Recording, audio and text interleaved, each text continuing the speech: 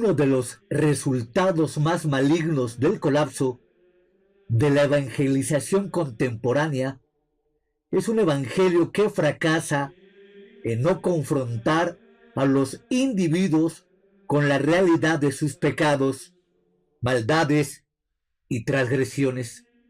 Incluso las iglesias más conservadoras están llenas de personas que dicen que son nacidas de nuevo y viven como paganos.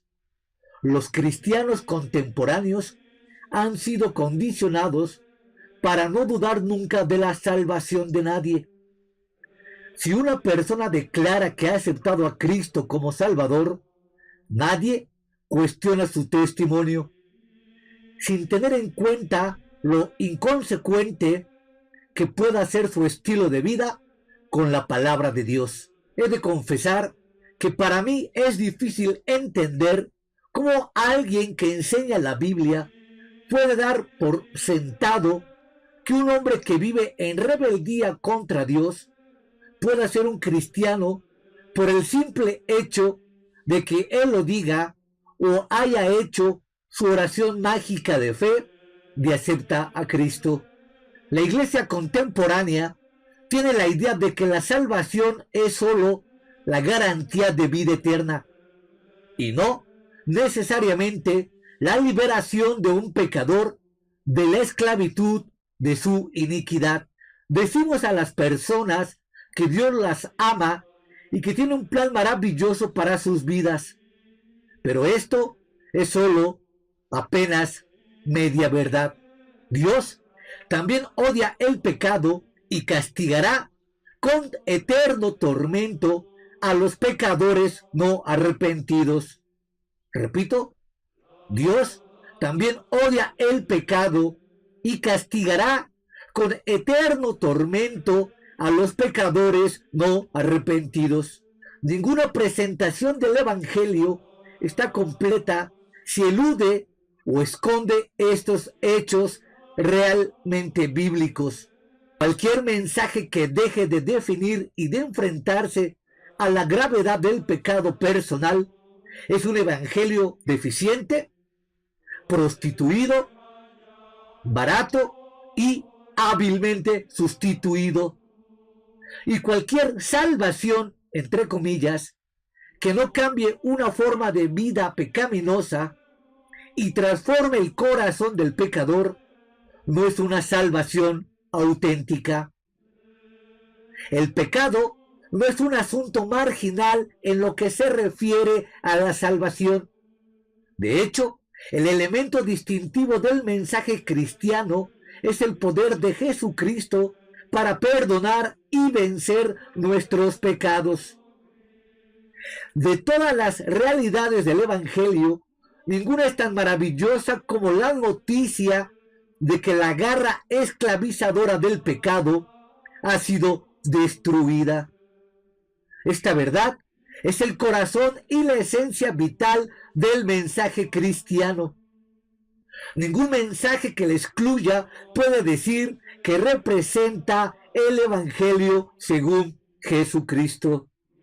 Es imposible sugerir que una persona pueda encontrar al Dios santo de la Biblia y ser salvo sin a la vez hacer frente a la gravedad de sus propios pecados y, consecuentemente, arrepentirse.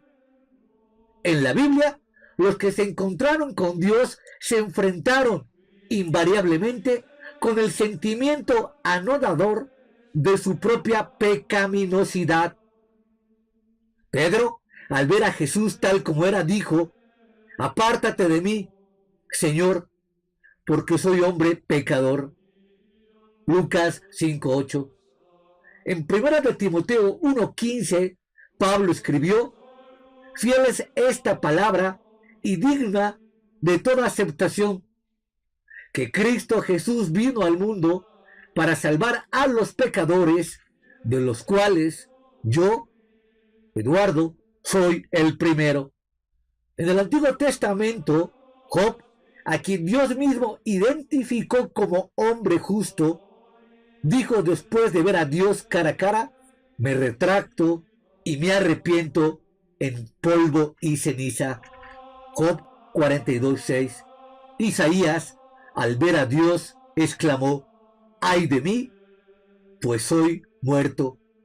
Porque siendo un hombre de labios impuros y habitando en medio de un pueblo de labios impuros, mis ojos han visto al Rey, a Yahvé de los ejércitos celestiales. Isaías 6:5. Hay miles de ejemplos en la Biblia de hombres y mujeres que al ver a Dios temieron por sus propias vidas, porque se sintieron abrumados por el peso de sus propios pecados. Por ello, resulta adecuado que, cuando Mateo relata la experiencia de su propia conversión, presente como verdad central la misericordia de Cristo para con los pecadores.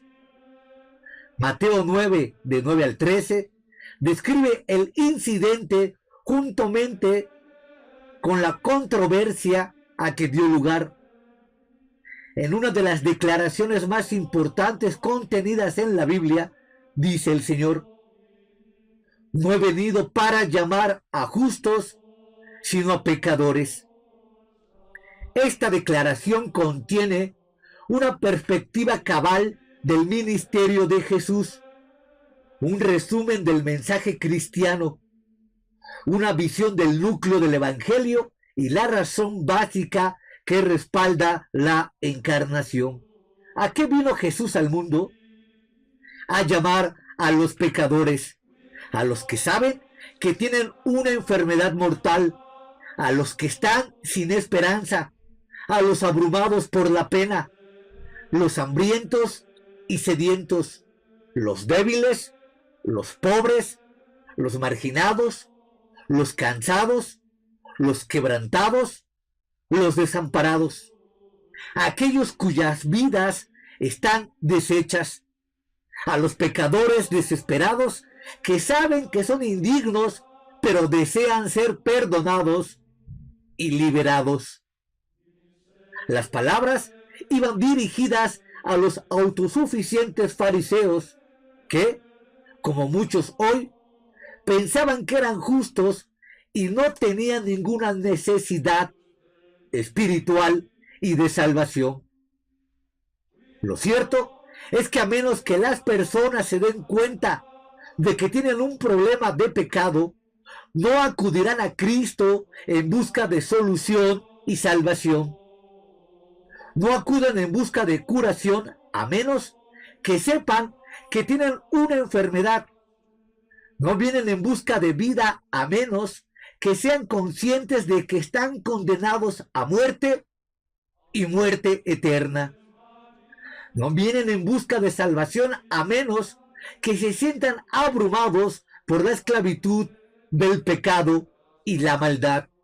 Jesús vino a mostrarnos que somos pecadores. Por eso, su mensaje era penetrante, poderoso. Él hizo pedazos nuestra propia justicia y descubrió nuestros corazones malignos para que pudiéramos vernos como pecadores. En todo su evangelio, Mateo argumenta que Jesucristo es el Mesías de Israel. En los capítulos 8 y 9, describe una serie de milagros de Jesús seleccionados por categorías para mostrar el alcance de sus creencias como Mesías. Hay 9 milagros que muestran el poder de Jesús sobre la enfermedad, sobre la naturaleza, sobre los demonios, sobre la muerte, sobre la ceguera y la sordera. La conversión misma de Mateo está entre estos milagros. Justamente después de un milagro espectacular encaminado a mostrar el poder de Jesús sobre el pecado, Jesucristo acababa de perdonar los pecados de un hombre paralítico y, en un despliegue monumental de su autoridad divina, confirmó su deidad ante los fariseos, ordenando que tomara su lecho y anduviera. Inmediatamente después de esta narración, el versículo 9 describe el llamamiento y la salvación de Mateo. Pasando de allí, más adelante, Jesús vio a un hombre llamado Mateo, sentado en el lugar de los tributos públicos, y le dijo: sígueme. Y él se levantó y le siguió. Según este relato, el cual es consecuente con las versiones de Marcos y Lucas, Jesús solo le dijo a Mateo: sígueme, y éste le obedeció. Lucas 5:28 añade un detalle significativo, dejándolo todo. Él lo abandonó todo para seguir a Cristo. Mateo no hubiera dicho eso de sí mismo, pero Lucas lo hizo, y ello habla muy alto de la verdadera conversión de Mateo. Él pagó un alto precio, tal vez más alto que cualquier otro discípulo. Un pescador que siguiera a Jesús podría volver a pescar, pero un recaudador de impuestos que abandonara su oficio estaría acabado, ya que al día siguiente Roma tendría a otro ocupando su lugar. No obstante, Mateo lo abandonó todo inmediatamente. No dijo: está bien, ahora voy, Señor, pero ¿podría financiar toda esta operación si me dejas tomar estos sacos? Mateo volvió la espalda a todo lo que tenía. Mateo era un gran pecador y todos lo sabían. Según los conceptos de su tiempo, él sería sin duda el más vil y despreciado pecador del Capernaum, porque era un publicano, un instrumento voluntario del gobierno romano, empleado en la odiosa tarea de exprimir a su propio pueblo, sacándole el dinero de los impuestos. Los publicanos compraban concesiones de Roma que les daba el derecho de recaudar impuestos en determinada ciudad o distrito. Al hacer esto, Mateo se había manifestado como un traidor a Israel. Para la mentalidad judía no había nada más ofensivo. Mateo era un colaborador con los conquistadores paganos que mantenían a su propio pueblo bajo el yugo de la opresión, y por esta causa se había ganado una reputación de traidor, hereje y renegado.